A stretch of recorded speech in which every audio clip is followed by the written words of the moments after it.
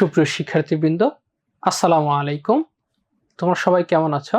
আশা করি ভালো আছো। আমি ফয়সাল আহমদ তোমাদের সাথে আরও একটি ক্লাস নিয়ে এসেছি। আজকে আমরা জানব ভারতীয় উপমহাদেশে ইসলাম। আজকের ক্লাসে আমরা জানব ভারতীয় উপমহাদেশে ইসলাম। আমরা আগের ক্লাসে শিখেছিলাম যে অষ্টম শতকে আমাদের এই বাংলায় অর্থাৎ ভারতবর্ষে মুসলমানদের আগমন ঘটে। তাহলে আমরা এখন একেবারে হাতে কলমে এখান থেকে শিখব। মূলত 712 খ্রিস্টাব্দে মোহাম্মদ বিন কাসিম সিন্ধু বিজয়ের ফলে সর্বপ্রথম ভারতীয় উপমহাদেশে ইসলামের আগমন ঘটে। এই মোহাম্মদ বিন কাসিম হচ্ছে পূর্বাঞ্চলীয় শাসনকর্তা হাজ্জাজ বিন ইউসুফের জামাতা। মোহাম্মদ বিন কাসিমকে পূর্বাঞ্চলীয় শাসনকর্তা হাজ্জাজ বিন ইউসুফের জামাতা। এই মোহাম্মদ বিন কাসিম হচ্ছেন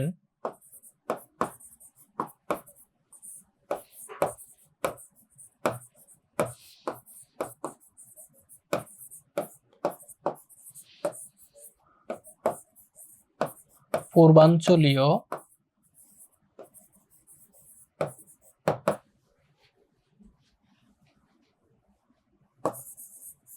শাসনকর্তা হাজ্জাজ বিন ইউসুফের জামাতা।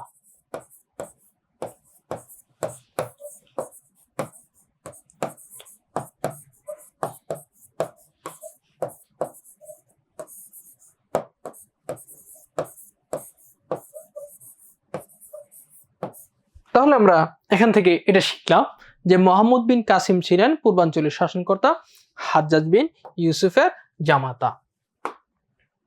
ওকে, তাহলে 712 খ্রিস্টাব্দে আমরা জয় করেছি মোহাম্মদ বিন কাসিমের মাধ্যমে সিন্ধু। এর আগে কি আমাদের এই ভারতবর্ষে কেউ জয় করতে আসেন নাই?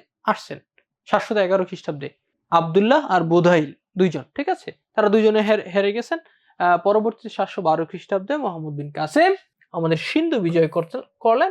সিন্ধু বিজয় করার মাধ্যমে ভারতবর্ষে ইসলামের আগমন ঘটে। তিনি সর্বপ্রথম তিনি সিন্ধুর দেবল বন্দর জয় করেন। আমরা এখানে একটু দেখতে পাচ্ছি যে এই যে সুলতান মাহমুদ 1000 থেকে 1027 পর্যন্ত মোট 17 বার ভারতবর্ষে অভিযান পরিচালনা করেন। প্রত্যেকবারেই তিনি জয়লাভ করেছেন। এখান থেকে কিছু তিনি গনিমত পেয়েছেন বা লুট করেছেন, যাই বলতে পারি। তিনি সেই সম্পদগুলো নিয়ে আবার তার আগের ডেরায় ফিরে গিয়েছেন, কিন্তু তিনি এখানে স্থায়ী মুসলিম শাসন প্রতিষ্ঠা করেননি। 712 খ্রিস্টাব্দেও মোহাম্মদ বিন কাসিম সিন্ধু বিজয়ের ফলে এই যে ভারতীয় উপমহাদেশে মুসলমানদের আগমন ঘটলো, তিনি কিন্তু স্থায়ী শাসন প্রতিষ্ঠা করেননি। পরবর্তীতে 1192 খ্রিস্টাব্দে গজনির সুলতান মইজুদ্দিন মোহাম্মদ বিন শামস, ইতিহাসে যিনি মোহাম্মদ ঘুরি নামে পরিচিত, তিনি তারাইনের দ্বিতীয় যুদ্ধে জয়লাভের মধ্য দিয়ে ভারতবর্ষে সর্বপ্রথম মুসলিম শাসন প্রতিষ্ঠা করেন।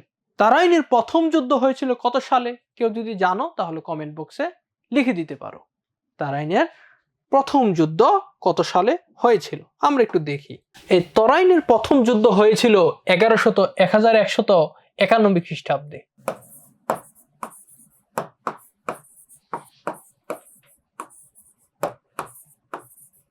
প্রথম যুদ্ধ 1191 খ্রিস্টাব্দে কার সাথে কার হয়েছিল? পৃথ্বীরাজ চৌহানের সাথে মোহাম্মদ ঘুরির। কার সাথে? পৃথ্বীরাজ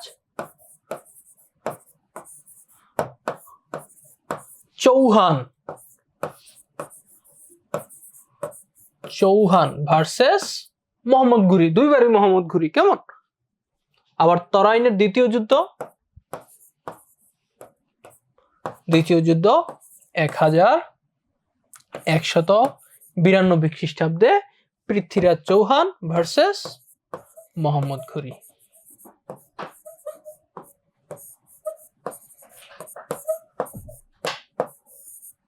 তাহলে আমরা এখান থেকে শিখলাম যে ভারতীয় উপমহাদেশে যে মুসলিম শাসনের স্থায়ী প্রতিষ্ঠা হয়েছে সেটা কার মাধ্যমে?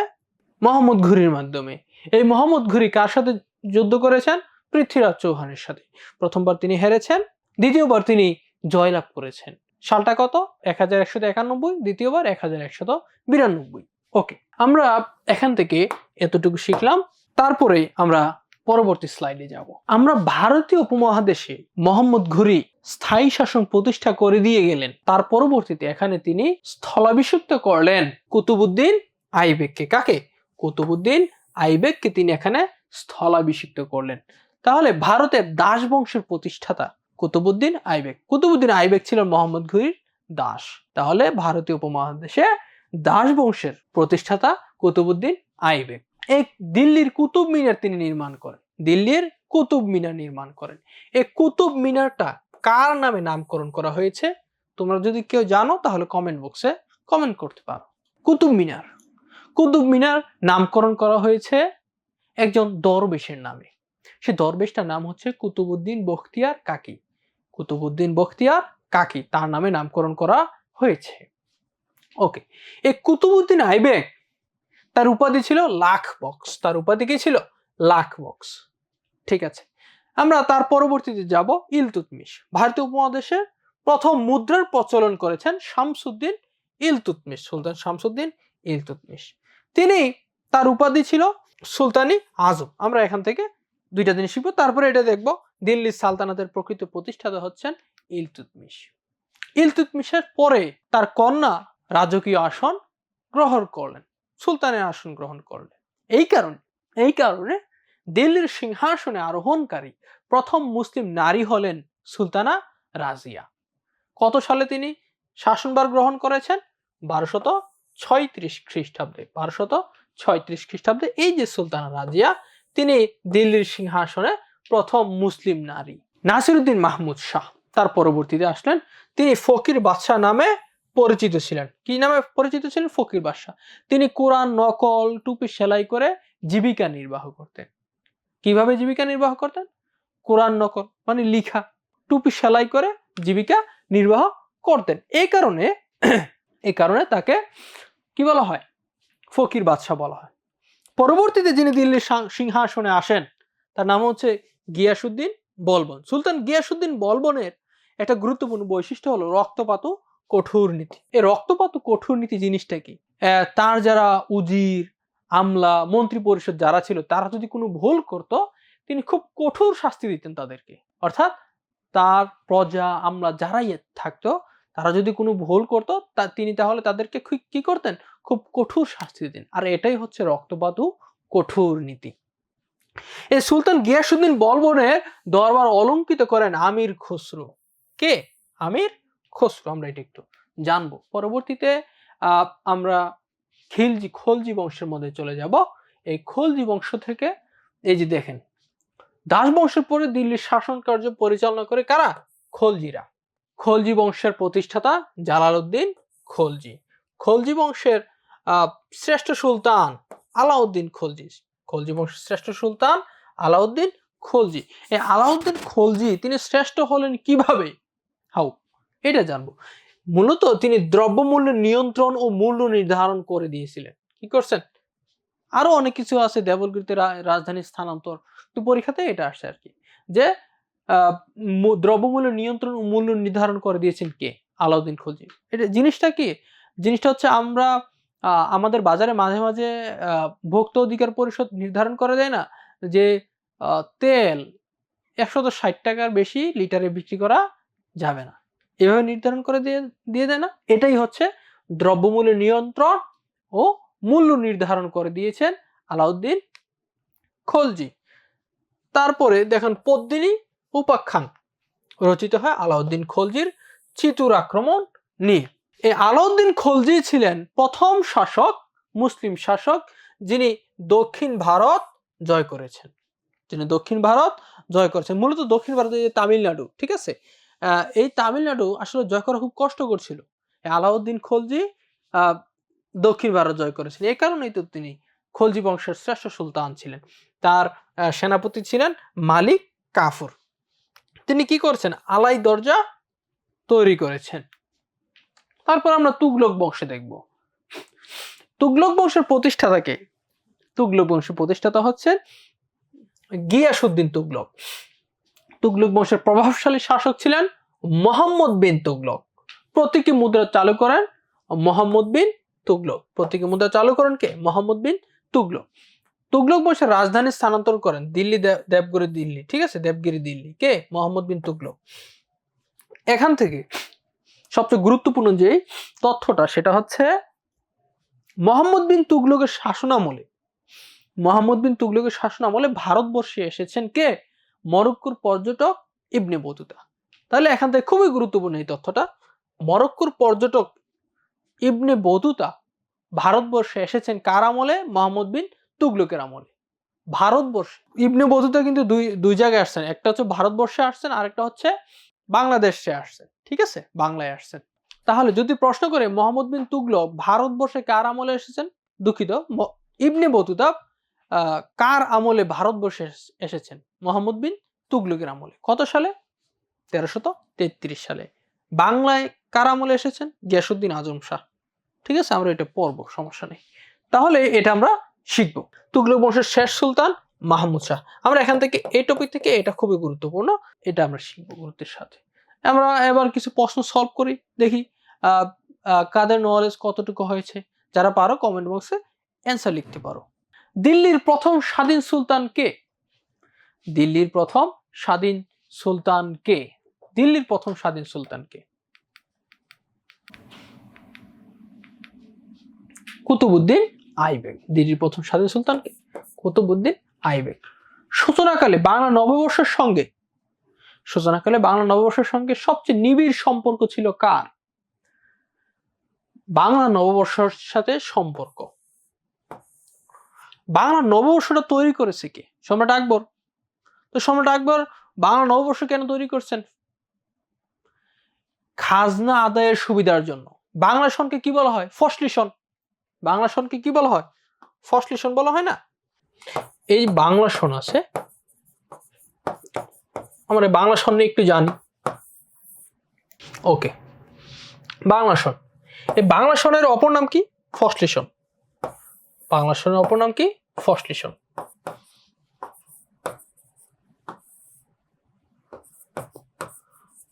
এই বাংলা সন কোন সম্রাট চালু করেছেন? সম্রাট আকবর। সম্রাট আকবর।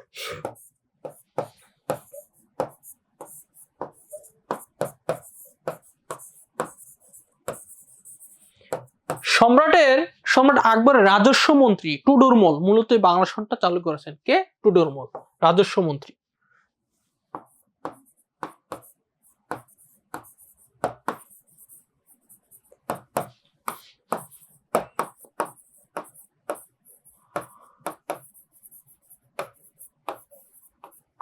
সম্রাট আকবরের রাজস্ব মন্ত্রী টুডরমল মূলত এই বাংলা সনটাকে কি করেছেন? চালু করেছেন। তাহলে এটা আমরা শিখলাম। ওকে, তাহলে বাংলা সন নিবিড়ভাবে সম্পর্ক আছে কিসের সাথে? কৃষির সাথে। কিসের সাথে? কৃষির সাথে। ভারতবর্ষে দাস বংশের প্রতিষ্ঠাতা কে ছিলেন? ভারতবর্ষে দাস বংশের প্রতিষ্ঠাতা কে ছিলেন? অ্যান্সার করো। কুতুবউদ্দিন আইবেক, মোহাম্মদ ঘুরি, সুলতান মাহমুদ। আমরা শিখেছি কুতুবউদ্দিন আইবেক। গৌড়ের নাম জান্নাতাবাদ নামকরণ করেছেন কে? গৌড়ের নাম জান্নাতাবাদ নামকরণ করেছেন কে? গৌড়ের নাম জান্নাতাবাদ নামকরণ করেছেন সম্রাট হুমায়ুন। সম্রাট হুমায়ুন। আমরা এটাও শিখলাম। দেখে অ্যান্সার করো সবাই। শেষ মুঘল সম্রাট কে ছিলেন? শেষ মুঘল সম্রাট কে ছিলেন? দ্বিতীয় বাহাদুর শাহ। এই 1857 সালে সিপাহী বিদ্রোহ যখন হইল, 1857 সালে সিপাহী বিদ্রোহ যখন হইল, তখন সর্বশেষ দ্বিতীয় বাহাদুর শাহ ওই যুদ্ধে হেরে গেলেন। ওই যুদ্ধে হারার মাধ্যমে বাংলাদেশের স্বাধীনতার সূর্য একেবারে স্তিমিত হয়ে গেছে। মানে 1757 সালে তো শেষ হইলই, কিন্তু তবু একটু বাকি ছিল।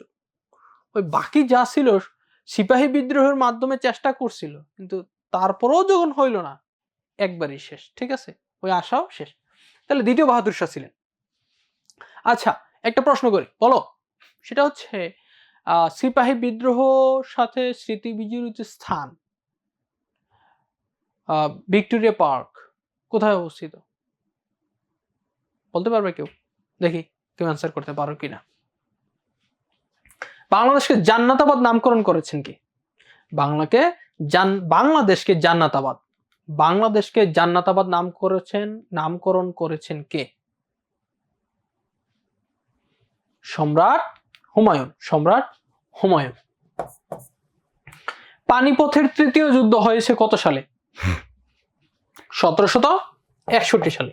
পানিপথের তৃতীয় যুদ্ধ হয়েছিল কত সালে? 1761 সালে। পানিপথের এটা কি রাস্তা না জায়গা? কেউ কি বলতে পারবে? একটা জায়গার নাম। ভারতের হরিয়ানা রাজ্যের পাশে অবস্থিত, বা হরিয়ানা রাজ্যে ভারতে অবস্থিত। এই পানিপথ নামক স্থানে মোট যুদ্ধ হয়েছিল 3টা। কয়টা? 3টা। 1526 সাল, 1556 সাল, 1761 সাল। তাহলে আমরা জানলাম পানিপথে মোট যুদ্ধ হয়েছে কয়টা? 3টা।